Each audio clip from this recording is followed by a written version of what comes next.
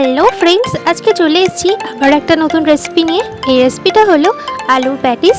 এই রেসিপিটা বানানোর জন্য প্রথমে একটা বাটিতে নিয়ে নেব 1 বাটি ময়দা, একটুখানি নুন, একটুখানি জোয়ান, একটুখানি কালো জিরে আর সাদা তেল দিয়ে ভালো করে মেখে নিয়ে অল্প অল্প জল দিয়ে একটা ডো তৈরি করে নেব। ময়দাটা খুব ভালো করে মেখে নেওয়ার পর 10 মিনিট ঢাকা দিয়ে রেখে দেবো। এবার একটা কড়াই বসিয়ে দিয়ে দেবো 2 চামচ সাদা তেল। তেলটা গরম হয়ে গেলে দিয়ে দেবো পেঁয়াজ কুচি, গাজর কুচি আর ক্যাপসিকাম কুচি। অল্প একটু নুন দিয়ে সবজিটা ভালো করে নেড়ে ছেড়ে নিয়ে দিয়ে দেবো আদা রসুন কুচি, লঙ্কা কুচি আর টমেটো কুচি।